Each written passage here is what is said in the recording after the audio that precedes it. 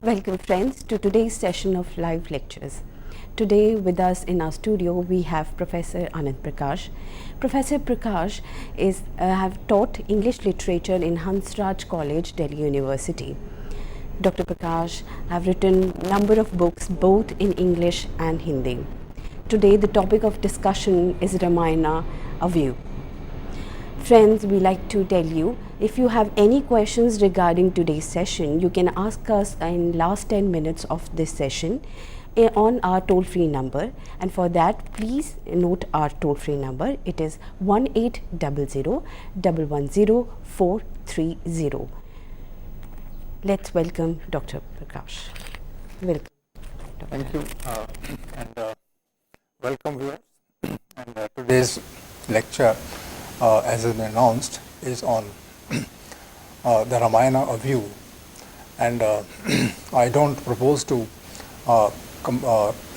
make available to you a version that covers all aspects of this epic. I'll be just presenting a limited view of it because it's impossible for anyone to cover the various aspects of this epic by which all Indians swear by and all Indians are proud of. I myself having that sense of pride in me that I'm able to talk about this great epic which was written many centuries ago. And there are people who have taken all their inspiration in life from this particular epic, even when, interestingly, the name of the writer is not certain.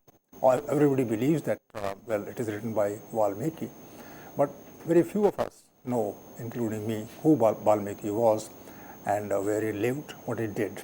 There are a large number of stories and folk tales about the writer of this epic, Valmiki, and they themselves will constitute a whole account of episodes and situations in life when this great poet lived. But I think for our purpose, it is not important to go into the details of the writer and his life, because what is important in the case of a life is his or her writing. And Valmiki's writing is in front of us, and if we have to imagine the kind of person Valmiki was, then we have to go through the pages of the book that he wrote. There, lies the image of the writer himself. Well, this is a topic which is endless in its scope of discussion, and we move on from here to the times, when this epic would have been composed. First thing about the meaning of Ramayana. What is Ramayana? Ramayana, roughly translated, this word would mean the story of Ram, the episodes of Ram, something that revolves around the life of Ram. So in a way, the life account of Ram, about Ram. So all that is being said here has some connection with the figure and the image of Ram, and therefore it is called Ramayana.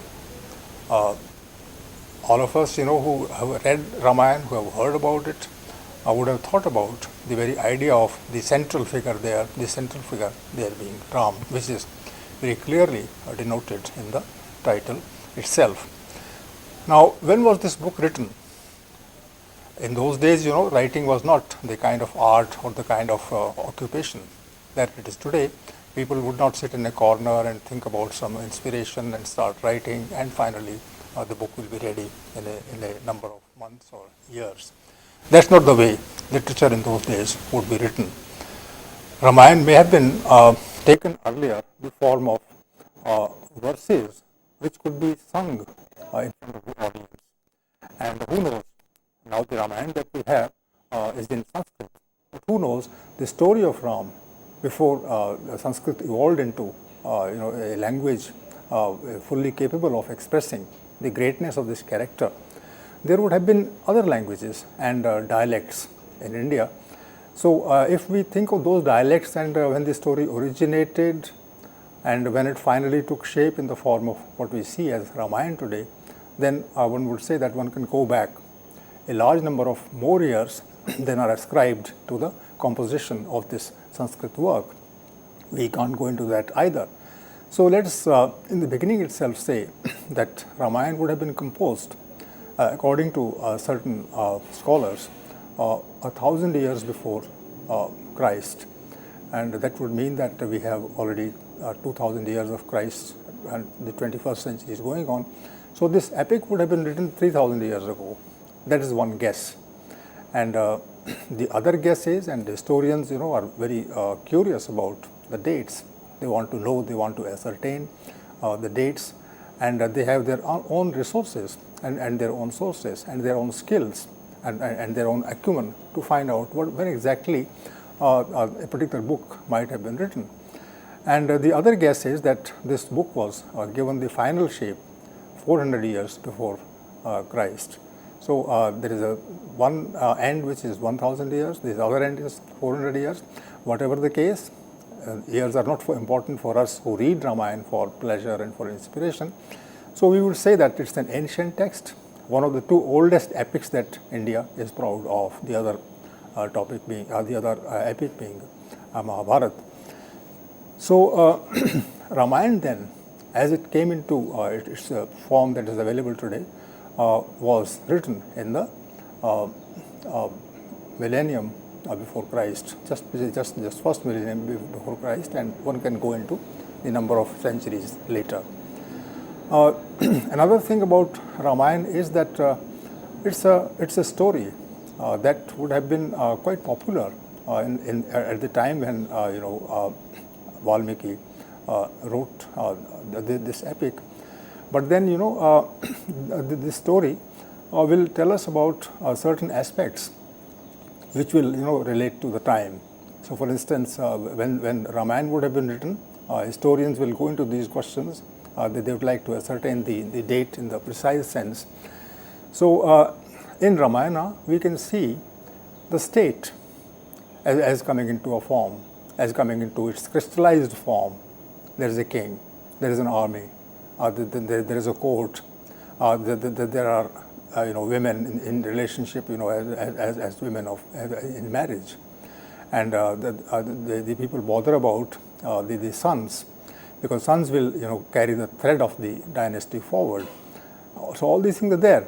So this will tell us that Ramayana cannot be as old as some people claimed it to be, that it is a million years ago and all those things.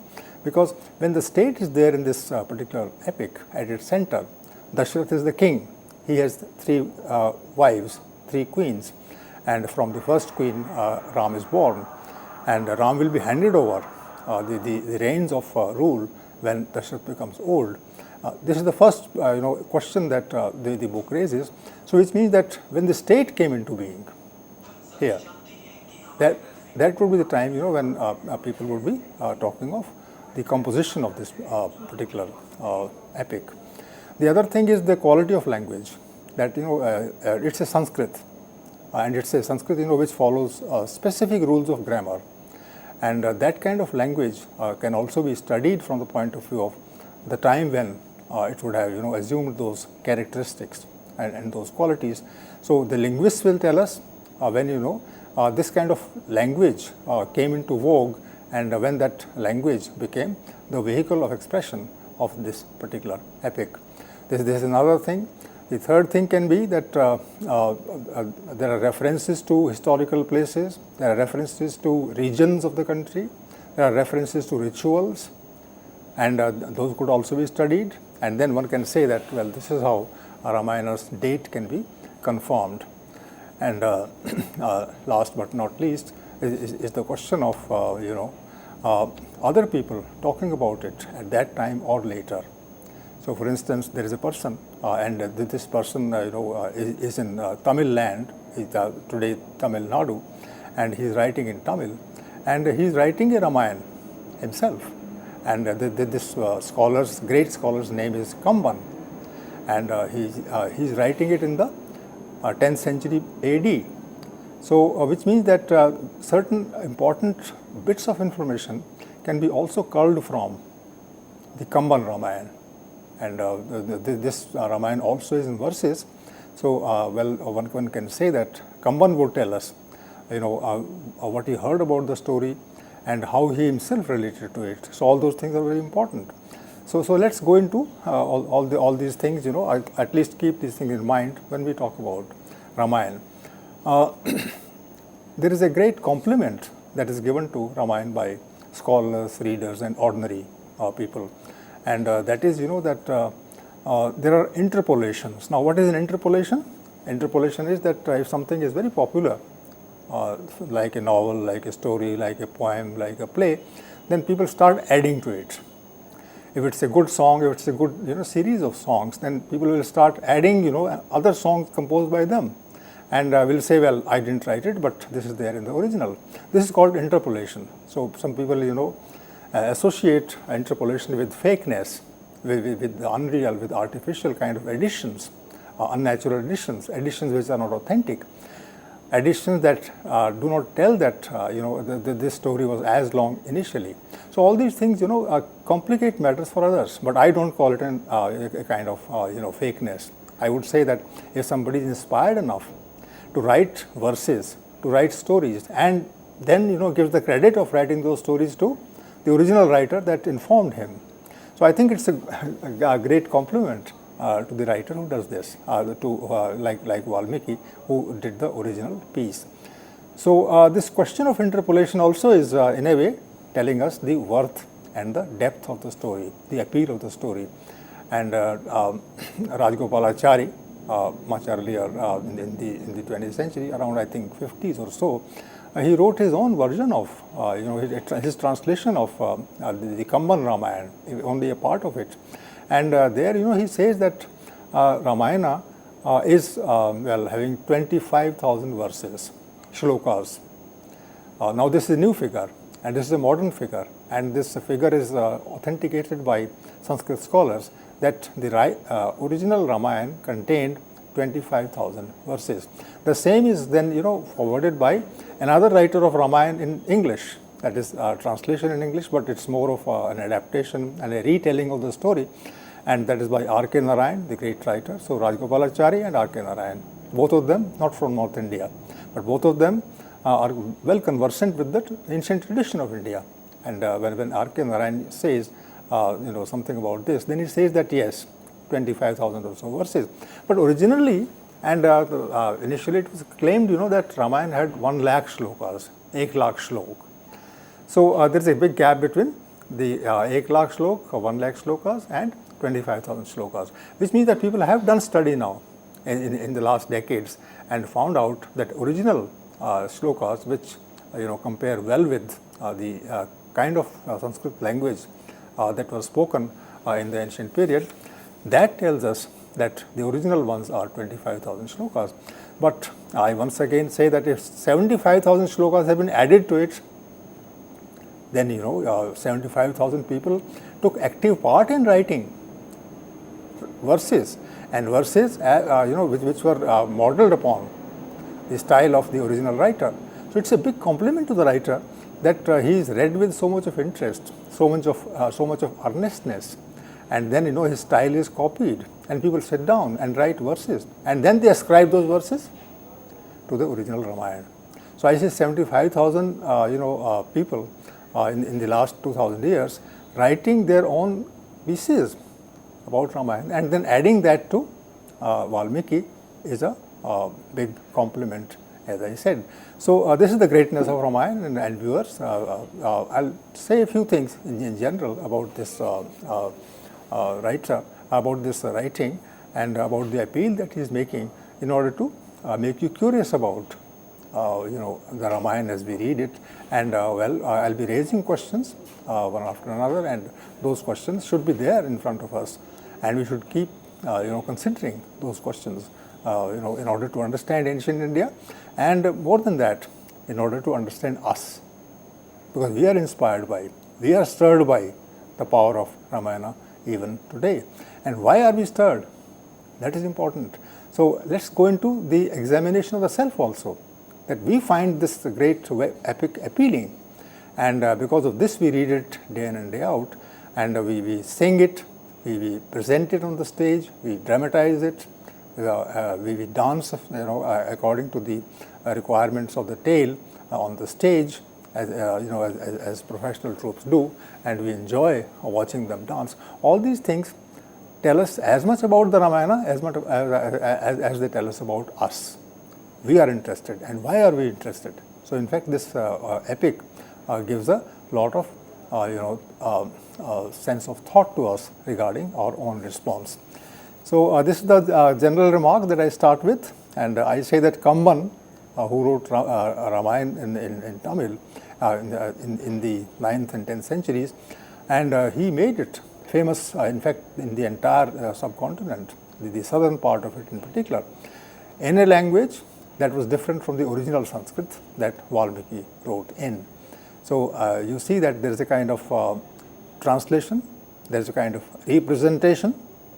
Instead of representation, I say representation. He is presenting it again, and he is presenting it in Tamil of the 10th century AD. So, if that is the case, then we also know about the quality of Tamil in the 10th century, and we know about the tastes of people that Kamban himself represented. So, Kamban writing a large number of sloka, a large number of verses in Tamil at that time, and both Ramayanas that I read in the last few days to go into this particular text as a matter of curiosity, then I thought both these versions that we have in English, and you can call them translations, you can call them once again representations. So, Rajagopalachari translates Kamban, parts of it, for us to understand the old epic in another language, and but Kamban wrote it in Tamil, and it was translated from there into English by Rajagopalachari.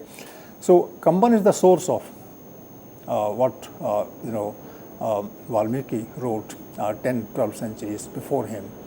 Then in Hindi, and we use the word Hindi, but I'll tell you that maybe it's not even Hindi.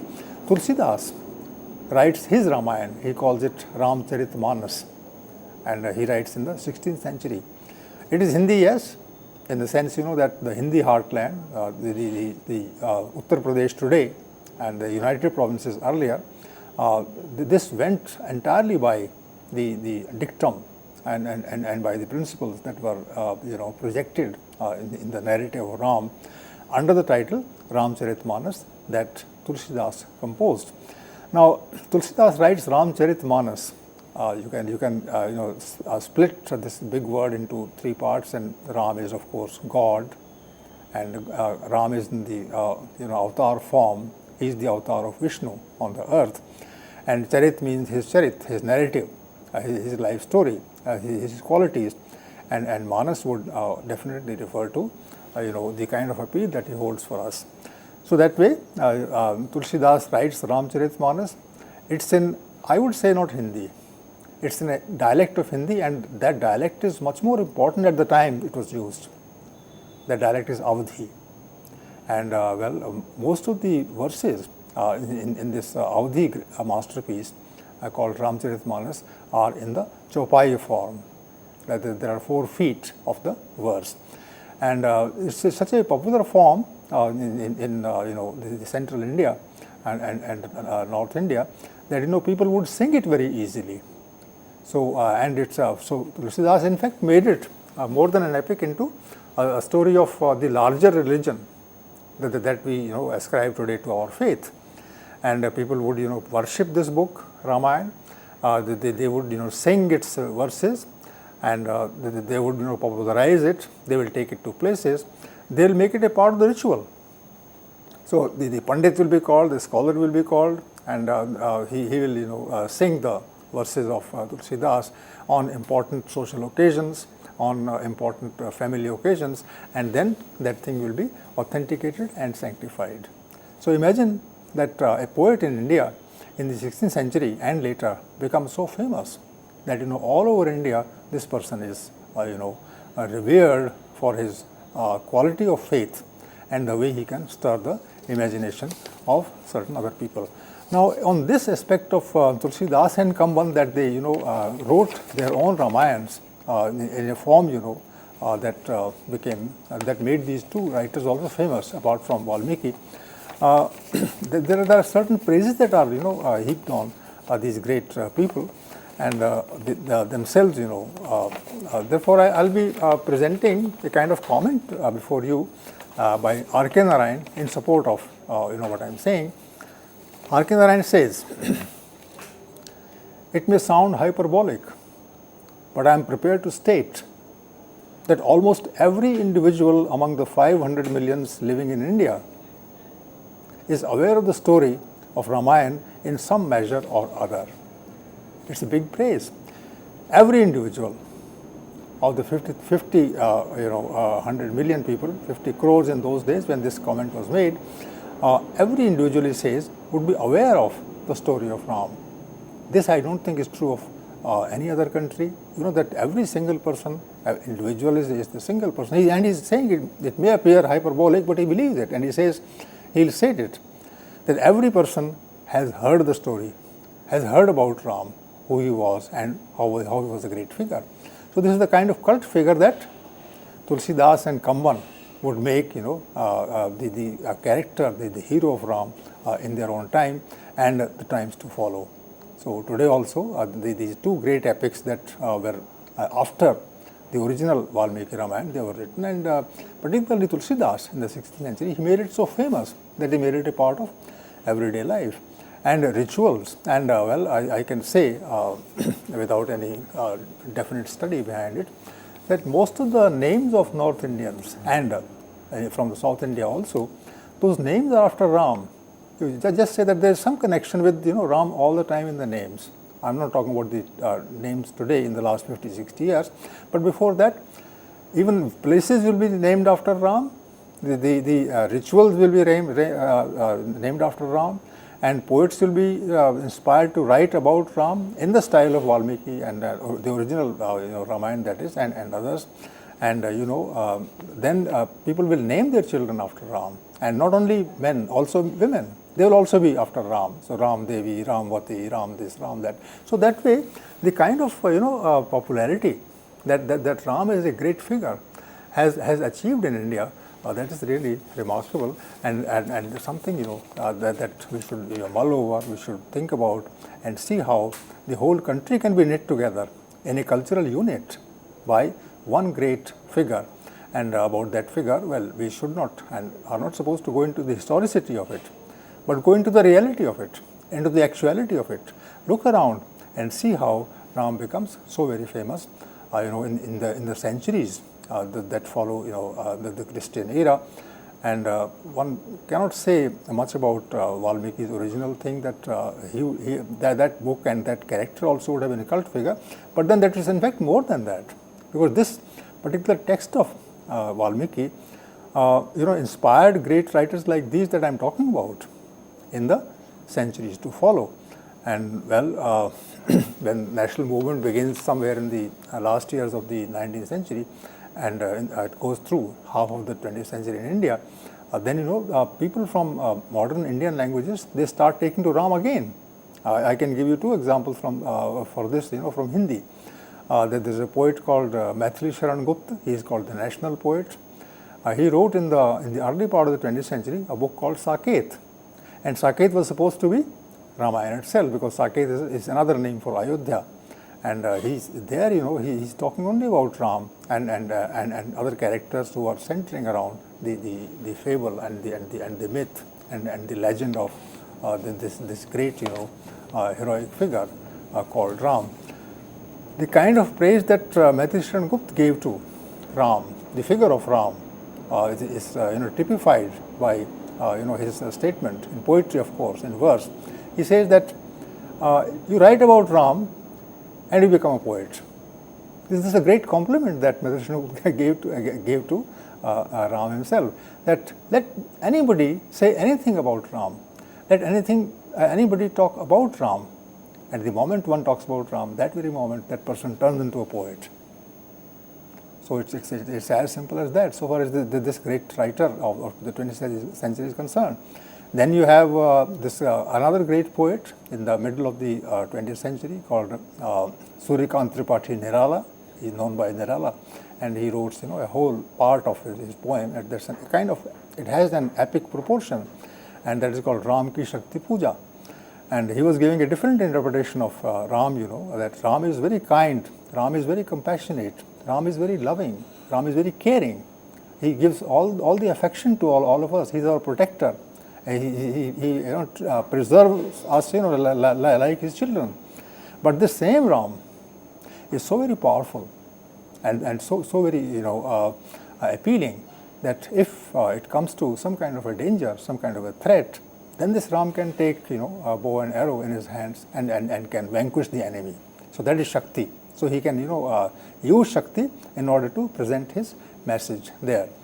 So this is the kind of appeal that Ramayana has, and people from all walks of life, I'll come to that maybe a little later, and all languages in India, they read this story, they are enamored by the story, and finally they give shape to the story in their own ways.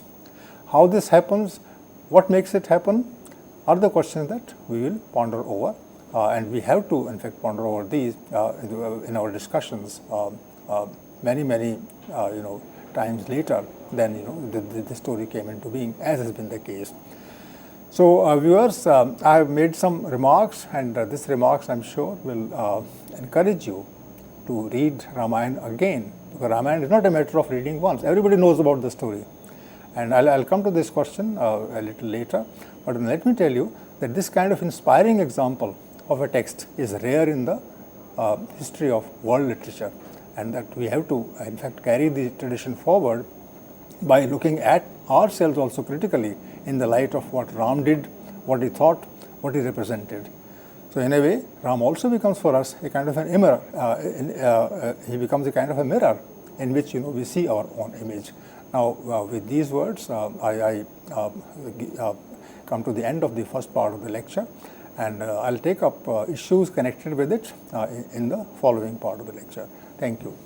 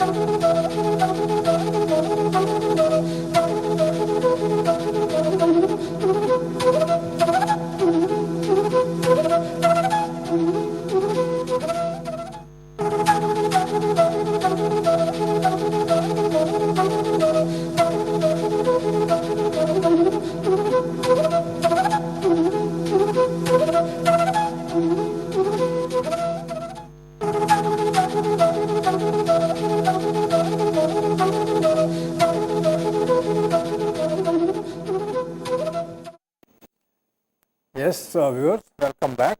And now we start from, take a thread from the discussion that preceded this one.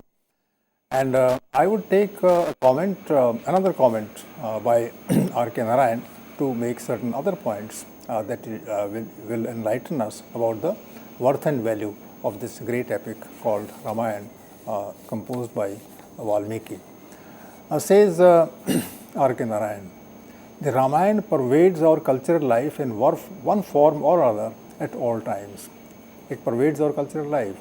We start, we enter culture and we celebrate, we give expression to our feelings, we start thinking of values. And that very moment, Ram comes at the center of our culture. So in fact, we become cultured with reference to Ram. Otherwise, we are just moving around and we follow our passions. Sometimes those passions may be harmful for society. Sometimes those passions may not help others. Sometimes those passions may violate our own selves and make us worse human beings. But when we go into the area of culture, when we go out of ourselves, when we talk of affection, talk of feelings, then Ram comes in the middle of it. That's what he means by pervading our cultural life.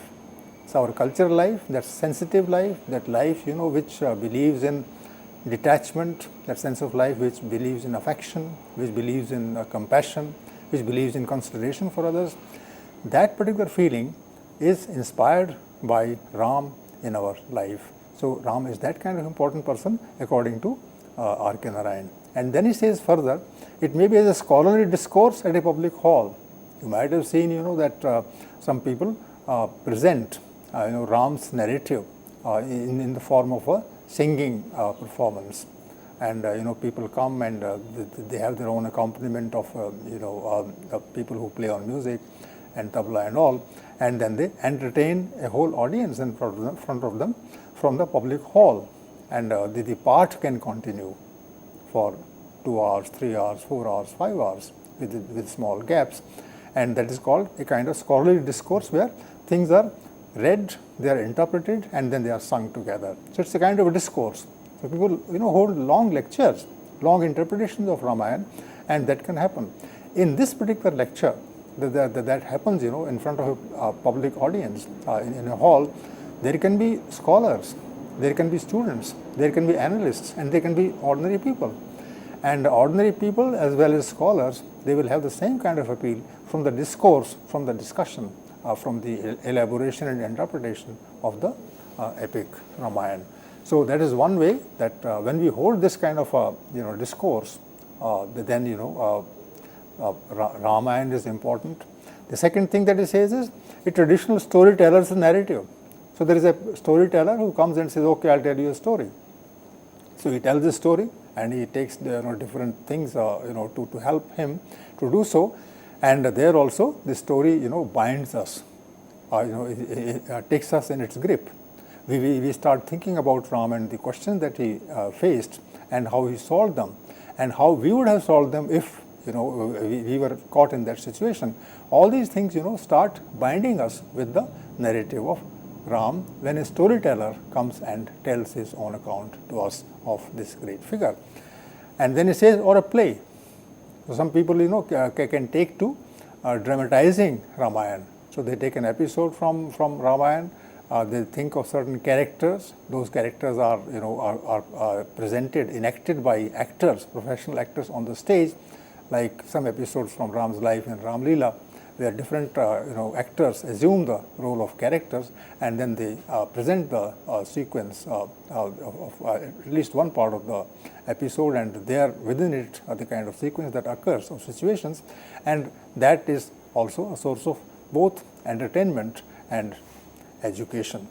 Or a dance drama, where there's not much of a dialogue, but people know the story already, and therefore they can understand quite clearly as to what is being presented. But somebody is using one's body, using one's movements, using also music that is accompanying it in order to be a part of what is called dance drama on stage. And then says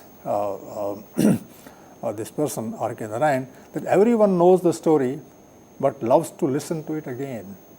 This is a new feature. You know the story, you know the character and the characters who surround the main character. You know all, and you can anticipate. And you can rework, those things in your imagination before you came, and then you come to the performance, and there the story is done again in front of us, in front of you, and you start enjoying it. So that's the nature of this particular epic, which is not the nature of, for instance, Mahabharata. Mahabharata cannot be, enjoyed at that level, in that sense in which Ramayana can be, because you can relate to Ramayana much better than you can relate to Mahabharata. Mahabharata is a different kind of a tale, and I don't want to go into that. That's not a part of this particular lecture. But then in Mahabharata there are different kinds of tussles, and there are episodes which disturb us, which raise questions but which don't give answers, and in fact they trouble us a lot. In fact, they incite us to become angry sometimes, And then a person like Krishna in Mahabharata has to come forward and say, okay, perform your role. Which is not the case here. Here, we become ourselves at a higher level. And it is for this reason, that all walks of life, all performances in art take their issue from one or the other episode of Ram and Ramayana, and that's why R.K. Narayan is so much happy about. Now I'll take one or two comments of Rajagopalachari also, not that I have to authenticate it, but that these are the things that help us understand the character of this great epic. Rajagopalachari says he was a great statesman, as all of us know, one of the finest nationalist figures in our country. He played a big role in the independence movement, and he was a great scholar, both in Tamil and in English. And his English is absolutely remarkable, the kind of English that he can write, precise English, and he has such wonderful grasp of the phrase in English, and his vocabulary is fabulous. So all those things combined to make him a writer in his own right, and he was a writer.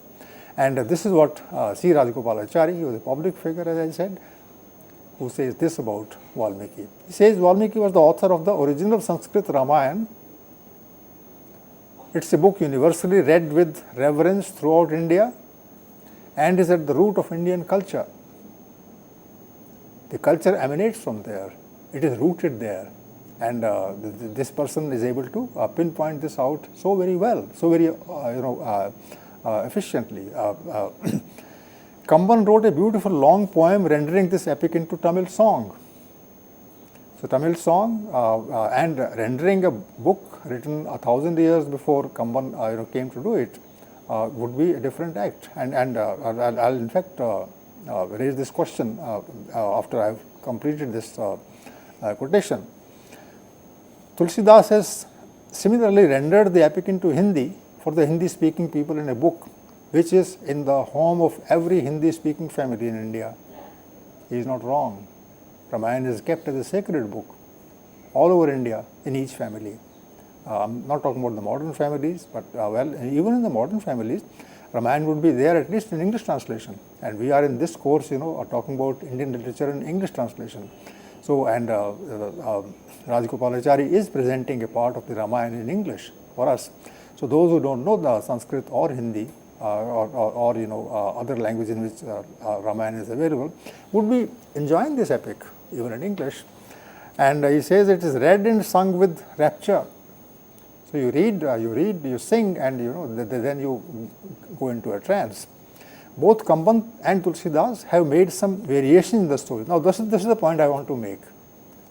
They have made variation. They have taken some kind of liberty with the original Ramayana, and they have given their own versions of Ramayana, and that also is of great interest for us.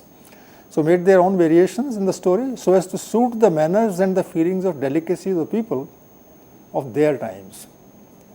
So Kamban in the 10th century AD and Tulsidas in the 16th century AD, that these two poets had to take care of the tastes and the cultural requirements of their own people. So their Ramayana is going to be different from the original Ramayana, and that's the point that is important.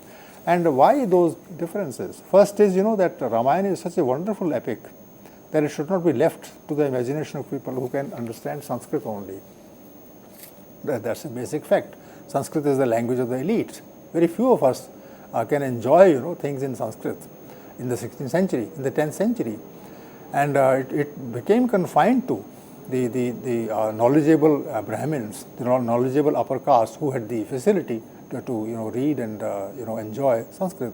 So it would have remained confined to them, restricted to them. So it became important for the ordinary people to get some kind of a pressure made in their lifetime on the knowledgeable in their own communities to please tell them what Ramayana is, what it means. And then a Kamban will think of rewriting Ramayana in his own words, and he'll write in Tamil because he lives in the land where Tamil is spoken. And I can't imagine the kind of effort that would have gone into the making of a Ramayana, writing of a Ramayana in Tamil in the 10th century. But the great poet Kamban He would read in the original Sanskrit, and then he will feel and think in Tamil, and then he will compose songs, and those songs that then can be sung by people in his own place. So when you sing a song in your own language about a character who appears in a great poem written in another language, and that also is 1,000 years ago, that's an experience that is difficult to comprehend. But this is what happened in the case of Kamban, and he himself would have become a household name for the reason that he wrote in a style and a phrase that would make it available in music, through music. And that's what Kamban did. That's the kind of service very few would have given to, made to a great epic like Ramayana. And the same thing happened in the case of Tulsidas, and both Kamban and Tulsidas, says Rajagopalachari, have made some variation in the story so as to suit the manners and the feelings of delicacy of people. So in the 16th century, and 16th century is the period when Mughals are ruling the North Indian part of the country, and then in the villages, India always has been a country of villages, and in the villages there are no facilities for education, and you can't actually read and write the way we can do today.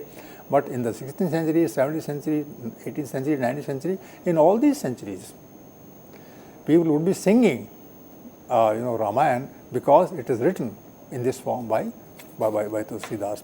But then Tulsidas is writing in order to cater to the requirements of his people, his audiences. So he will keep that in mind. And when it's understood in Sanskrit and rendered into Avdi or Hindi, then Tulsidas has to invent a whole vocabulary. And so he coins phrases, he coins words, or he gets the available words. And when there are a large number of available words, he has to pick and choose. So which words he chooses? He chooses simple words. Words which are not just dialects, but also words spoken in far away places. So just you speak a word, you sing a word, and that word starts enlightening the cultural atmosphere of that village, of that small town. And it's not just one person. Maybe one person doesn't understand, maybe 10 people don't understand, but there are other 100 who understand, or the sway and swing, and they enjoy, and they are in raptures. So then later on, when you have gone through this kind of a session of music about Ramayana in the Avdi land, or in the eastern UP for instance, then during the day also you will be discussing the same thing. So your language is going to be enriched a great deal just because somebody wrote this epic in Avdi, and that Avdi then was rendered into music, and then the language itself became quite rich. So this is the kind of cultural phenomena that occurs, and that is the contribution of the great epic Ramayana in the original Sanskrit. And Tulsidas, because Tulsidas is not writing in Valmiki's time. So I'll just extend it further now, that Ram also is going to undergo some change. The figure of Ram is of one kind when this figure is interpreted and presented through Sanskrit in the 4th century BC. And the same figure of Ram, the person Ram will remain with the qualities that were there in him intrinsically. Those qualities will be there, but then he will be also in the imagination of the 16th century, in the hands of Tulsidas, a 16th century Ram, a Ram who is available to the imagination of the people in the 16th century. So some transformation would have occurred, some variation would have occurred, and it is this variation that Rajagopalachari is hinting at, that these other poets who wrote in their own languages, in their own cultural ethos, they were sort of inventing their own figure of Ram based upon the figure that was there in the case of the original Sanskrit. So this is one point, and I think that you should be able to take it in the way in which this is being presented here, that when you are reading something, when you are reading a great epic for instance, then you are reading it not merely because this is how it would be understood at the time when it was written. You will also be reading from your own angle. I will be also reading it from my own angle today. So when I read Ramayana today, then I would be thinking about my own problems, the problems of my own country, the problems of my own state, the problems of the neighboring villages, neighboring cities. So, my Ramayana, my study of Ramayana today will be more focused upon my surroundings in my time. So, this is how epics are interpreted again and again, and this is where they become so very stimulating. So, let's look at this quotation and pick up a few points from there to make this point further. The difference between Valmiki and either Kamban or Tulsidas is, says Rajagopalachari, with the later poets, Ram is God at every turn. So, read Tulsidas and for him Ram is God. For Kamban also Ram is God. While in Valmiki, though Ram is undoubtedly recognized as an incarnation of Vishnu, that is mentioned in the original Valmiki Ramayana, that Ram is the avatar of Vishnu, incarnation of Vishnu. And then he says, yet the treatment of character and incident is on the whole only as of a good and valiant prince. You read Valmiki's Ramayana, and there he appears as a prince who is full of courage. But let the same prince pass into the imagination of another poet 1,000 years later or 1,600 years later, respectively, in the case of Kamban and Tulsidas, and you realize that this prince has already turned into a god. Why so? That's a good question. That's a question that all of us should think about. How is it, why is it that in the 10th century and 16th century in India, Ram would be interpreted not as a prince, who is to set right and who has to restore balance in his own country as a king, as a prince, but as God, but as an all-powerful figure. One should try to think about this. Why different times require different kinds of heroes? A hero of one kind, a hero of another kind. Like in the 20th century, what kind of hero do we require? Maybe it has to be the compassionate Ram. Maybe it has a Ram, which unites India into a political kind of entity. Ram becomes very important in the nationalist movement because there, he is able to weave a thread, and that thread will bind all of us into a political entity, and that entity will oppose the British. So maybe at that point of time, the Britishers become Ravan, and Indians become, followers of Ram. And Indians as followers of Ram, looking at Ravan as an alien figure, as a person who exploits them, will make a different kind of a story. There are things like this also in the case of a text that we might be doing later, in the case of Tagore, and there Ravan is actually supposed to be a capitalist, and Ram is supposed to be a person who represents human interests. So different times compel even Ram's figure to undergo this kind of transformation. So this is the point that Rajagopalachari is making, that in the original Ramayana, Ram is a good and valiant prince, and the godhood is, as it were, laid aside. Nobody is bothered about godhood there. By the time Kamban and Tulsidas came to sing the Ramayana, Ram had been so completely deified, made into a god for generations, with temple and rituals dedicated to his worship as an avatar of Vishnu. So because he is an avatar of Vishnu, Valmiki would say this, that he is an avatar of Vishnu, but then he would present him as a human being. But these people later, these great poets, later they will take this literally and make Ram an avatar, not a human figure. So that's where the difference lies between different kinds of Ramayanas that are kept in view. It would have been wholly artificial for Kamban or Tulsidas to do as Valmiki did. Do you agree with this? That if Tulsidas and Kamban also wrote like Valmiki, then they would not have done the job properly. Their job was in fact at that point of time to see that a different kind of Ram was envisioned and imagined. So I want to interrupt here. We have a call from Varanasi. Let's take that call. Hello. Good morning, ma'am. Good morning. Sir. Please tell us your name and then your question. Yes, ma'am. My name is Pawan. I am calling from Varanasi. Hello, Pawan. Welcome to the live lectures. Please Okay, ma'am. I have a question. Can I ask? Yes, sure, Pawan. Yes, ma'am. My first question is, please tell me the difference between the Kamban Ramayana, the Tulsidas Ramayana, the Valmiki Ramayana, and the Jain Ramayana. And my second question is, is Ram is Maryada Purushottam if he abandons Sita on the acquisal of Washerman? Okay. These are good questions, and these questions in fact are being debated today in our discussions of Ram, and you have done the right thing by asking these questions. Ram is interpreted as a Maryada Purushottam, but Maryada Purushottam is an issue that we have to interpret again in our own way. Maryada means discipline, and all countries, all societies, all communities require discipline, because without discipline, we'll all go astray. So Ram is a figure which gives us a sense of unity as human beings, and those human beings who are driven by the idea of compassion and sympathy.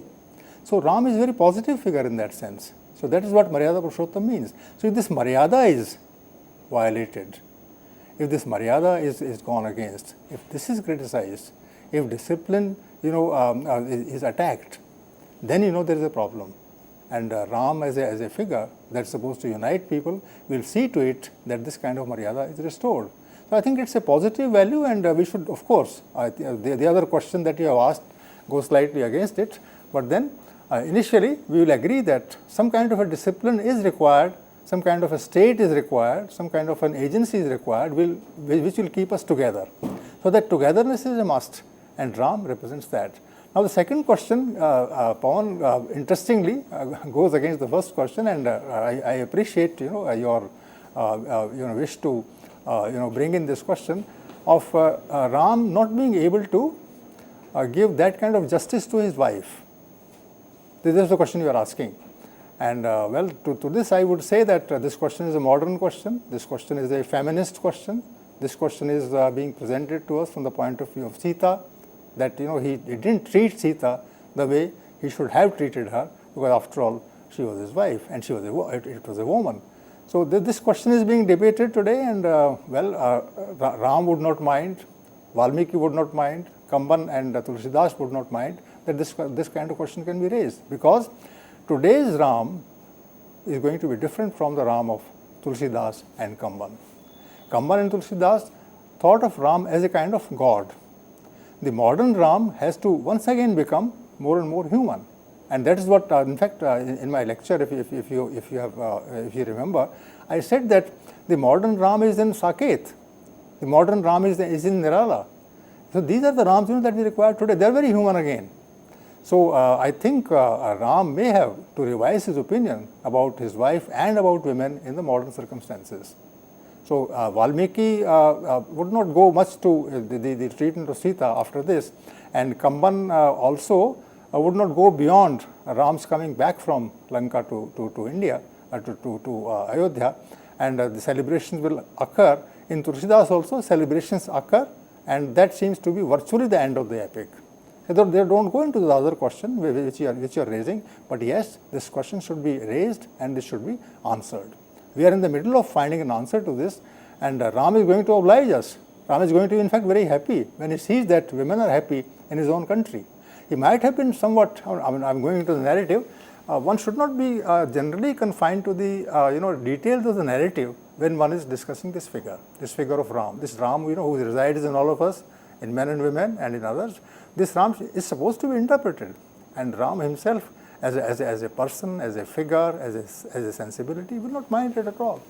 So I see in fact not much of a difference between what you are saying. All of us would agree on this, but then as you rightly suggest, this question is to be addressed. I hope, Pawan, that partly the question has been answered, and if more is to be asked, you can talk to your friends, you can talk to others, you can read your Ramayana again. And the Kamban question and the Tulsidas question, how they are different, this also I have gone into slightly, that these people consider in their own time Ram as a kind of god. Why they do so is a question that we can consider after the lecture, beyond the lecture, with our friends. I have also to an extent given some thought to it. So this is how the Gatha of Ram, the version of Ram, the Katha of Ram goes on and on. So I'm glad that you raised this question. So, and you'll be welcome to raise such questions also in future. Is that fine? Yes, sir. So we continue with the. Well, I'll do that. So I was in the middle of making this point, and this very good issue came in the discussion. I'm glad. Then that this question about that we have to, in fact, we are continuing with the question that Pawan raised, the men, women and children who were to hear Kamban anew, knew Ram only as a god incarnate. This is the difference between Valmiki and Ram and Kamban and Tulsidas. So even today, to try to undo the work of ages and to undeified Ram or Krishna in India would be as futile as positively mischievous. This is of course not my opinion, but this is the opinion of Tulsidas. Tulsidas says that we should not try to undeify Ram. Undeify means make him not like a god. So we should try to keep that image intact. So actually he is a literary person. Rajagopalachari has written books on literature, and he understands the the character of art. So he says that Ram is a part of a text, and that text has a sanctity of its own. So let's not try to interpret it beyond a point. Otherwise, this will be not called good. So he says that we should keep the sanctity of Ram intact in this. After all, he is a literary person, but I think the debate today is that the question of Ram should be now taken to a larger context, and that is the context of women and Dalits, for instance, in India. And his point is, I think broadly speaking, this point is acceptable. This point is that in these two poets, are rooted India's living culture. I think all of us should be agreed to this, that India has a living and a vibrant culture. And at the center of that culture is the epic of Ram, and this culture should be kept intact. This culture should be broadened further. It should be made more humane. It's supposed to be made more sympathetic to the cause of the poor, to the cause of the people who suffer. And Ram is in fact always for suffering. One of the greatest greetings, in the last 300 or 400 years, in particularly North India, has been the greeting called Jai Ram Ji Ki. So anybody whom you don't know and meets you on the way in a village on a road to a village to a place, and you want some help and some sympathy from that person, straight away start the discussion by saying Jai Ram Ji Ki, and Ram comes into the picture, and both of you become both the person who greets and the person who is greeted, both of them become children of Ram. But then they are talking about their own father, then they are talking about their own protector. This is the kind of culture that India represents. So all of us today in our context have to take inspiration from this person who belongs to the poor. And one of the best parts of national movement singing and literary culture was the song that was so dear to Gandhiji himself, and he would always sing this song, Raghupati Reet not this, but what is it? Vaishnav Jan to tene kahiye. And that means the Vaishnav Jan straight away is the child of Ram. So he is Vishnu, he is an avatar of Vishnu, he is himself, and all of us are Vaishnav Jan. So Peer Parai Jane. So this is the kind of thing that Ram represents for us. So at the end of the discussion, I would say that this is an epic that tells us about who we are and what we are supposed to be. And if we are different from what we should be, then we have to re-examine our own ideals. So I hope, friends, you have followed the points that I made, and I'm sure that you would carry the discussion forward at your own level also. Thank you. Thank you, Professor Prakash. We hope that this, the Ramayana of you, gave you a great insight into the character of Ram and Ramayana, and hope this lecture helped you in your studies. Thanks for watching today's lecture, and if you have any queries or suggestions regarding today's lecture, you can write into us on our email. For that, note down our email address. It is info.cac@nic.in. Thank you for watching this lecture, and thank you, Professor Prakash.